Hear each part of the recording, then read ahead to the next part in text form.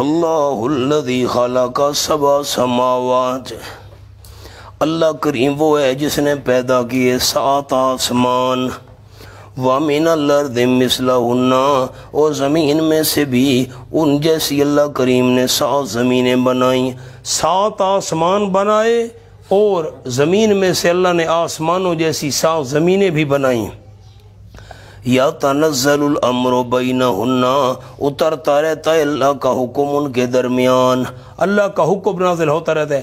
اب گرمی ہو، سردی ہو، دن ہو، رات ہو، فلاں بیمار ہو، فلاں کو خوشی وغیرہ وغیرہ، سارا نظام بھی چل رہا ہے۔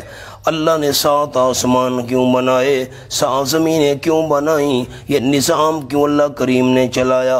حضرت علی رضی اللہ تعالیٰ کے لیے، نہ آپ صلی اللہ علیہ وسلم کے لیے، نہ لوگ کہتے ہیں جی یہ جہان بنایا گیا حضور صلی اللہ علیہ وسلم کے لیے، حضور نہ ہوتے تو جہان نہ ہوتا۔ کسی نے کہا حضرت علی نہ ہوتے تو جہان نہ ہوتا، کسی نے کہا حضرت یہودی کہنے لگے حضرت عزیر علیہ السلام نہ ہوتے تو کائنات نہ ہوتی، کائنات عزیر علیہ السلام کے لیے بنائی گئی۔ عیسائیوں نے کہا کائنات عیسیٰ علیہ السلام کے لیے بنائی گئی۔ تو کلمہ پڑھنے والے کیوں پیچھے رہتے؟ انہوں نے کہا نہیں، کائنات بنائی گئی ہے حضور صلی اللہ علیہ وسلم کے لیے۔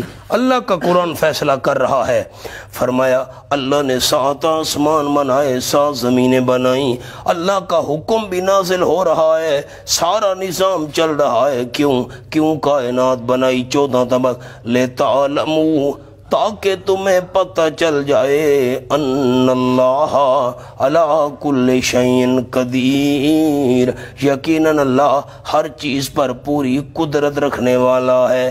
اپنی قدرت منوانے کے لیے اللہ نے جہان بنایا، وَأَنَّ اللَّهَ قَدْ أَحَاطَ بِكُلِّ شَيْءٍ عِلْمًا، اور تاکہ تمہیں یہ بھی پتہ چل جائے یقیناً اللہ کریم تاکہ اس نے گھیرا کر رکھا ہے ہر ایک چیز کا علم کے لحاظ سے، کوئی چیز اللہ کے علم سے باہر نہیں ہے۔ اپنی قدرت، اپنا علم منوانے کے لیے اللہ نے یہ جہان بنایا۔ خلاصہ کیا نکلا؟